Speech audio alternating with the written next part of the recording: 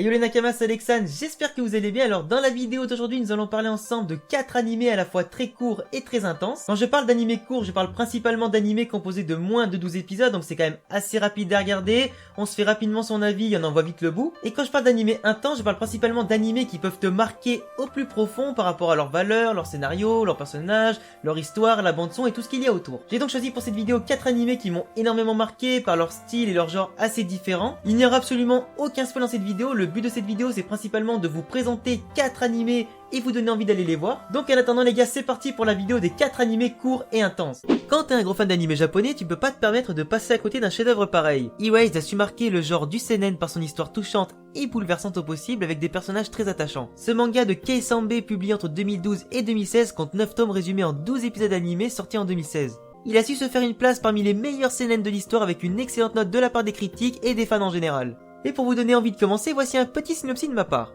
L'histoire se déroule en 2006. Aspirant mangaka dont la carrière peine à décoller, Satoru Fujinoma travaille comme livreur de pizza pour compenser son manque de réussite.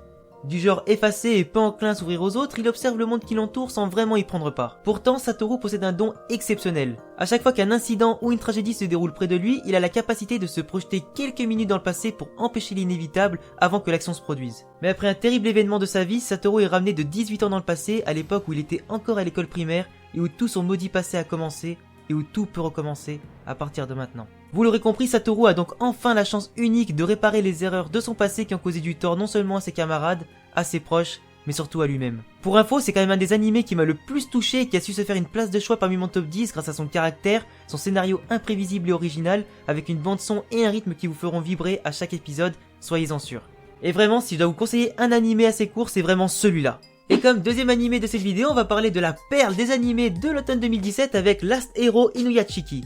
L'anime compte 11 épisodes seulement et adapte le manga original de Hiroya Oku qui était publié entre 2014 et juillet 2017 et compilé en 10 volumes. Nous sommes encore une fois dans un seinen extrêmement bien maîtrisé de bout en bout avec un style vraiment atypique et propre à lui. Vous allez comprendre rien qu'en écoutant la synopsis du manga que je vous ai préparé. À 58 ans, Ichiro Inuyashiki est loin d'être un modèle pour ses enfants. Il est vieux avant l'âge, sa femme s'en fout de lui, il n'a pas d'amis, il a vécu toute sa vie en bas d'un employé de bureau et a pour seul ami son chien qui vient de recueillir. Comme si cela ne suffisait pas, on lui diagnostique à l'hôpital un cancer en phase terminale d'un examen de routine. Avouez quand même que rien qu'avec ça, sa vie n'est quand même pas terrible. C'en est trop pour ce petit vieux et alors qu'il pleure de désespoir dans un parc en pleine nuit, une lumière aveuglante apparaît et c'est l'impact. À son réveil, étendu dans l'herbe, Inuyashiki n'est absolument plus le même homme. Il a été transformé en cyborg surpuissant, libre de faire tout ce qu'il veut de ses nouveaux pouvoirs, le meilleur tout comme le pire. Mais le plus intéressant, et sachez-le, il n'est absolument pas le seul dans ce cas-là. Vous l'aurez compris, Last Hero Inuyashiki est un mélange entre la science-fiction et le fantastique où cette fois le héros sera un vieil homme et non un jeune garçon au mangue prêt à parcourir le monde. Tous les codes du manga sont totalement bouleversés et ça fait vraiment du bien de voir quelque chose d'original comme ça. On prend place dans un univers semblable au nôtre de prime abord avec un héros surréaliste et où chaque épisode vous surprendra car aucun ne se ressemble absolument dans les 11.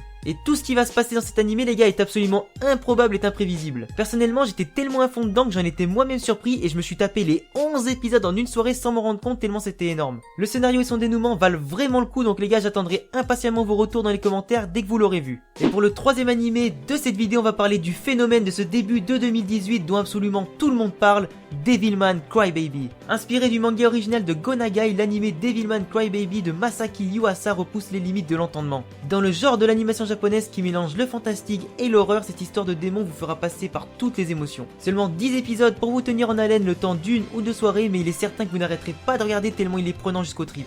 Écoutez un petit peu cette petite synopsis des familles. Autrefois vivaient des démons sur Terre, assoiffés de sang, ils faisaient régner la terreur.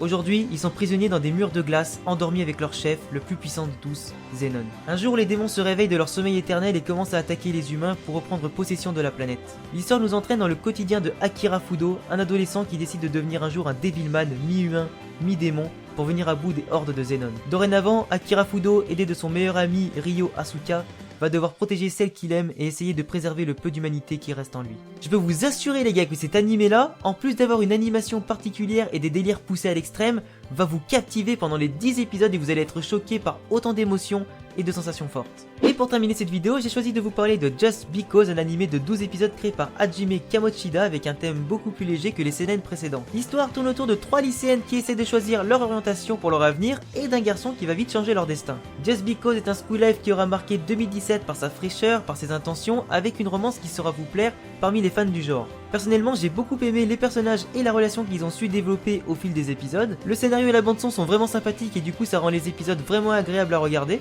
On ne s'ennuie absolument pas et ça vous permet quand même de faire un petit peu varier vos goûts en termes d'animé, surtout si vous avez l'habitude de regarder des shonen ou plutôt des seinen. En tout cas, il est quand même important de préciser que Just Because a su se faire une place très importante en 2017 dans le cœur des fans parmi le top des animés japonais, et je saurais trop vous le conseiller pour passer un très bon moment en toute détente. Et voilà les gars, c'est tout pour cette vidéo, j'espère en tout cas qu'elle vous aura donné envie d'aller voir au moins un des 4 si ce n'est pas déjà le cas, même si j'espère qu'avec ma vidéo tu iras quand même voir les 4 afin de me faire ton retour ce que tu auras vu après. Après les gars, je suis d'accord avec vous qu'il existe énormément d'animés du genre qui sont à la fois très courts, très intenses, très marquants, etc.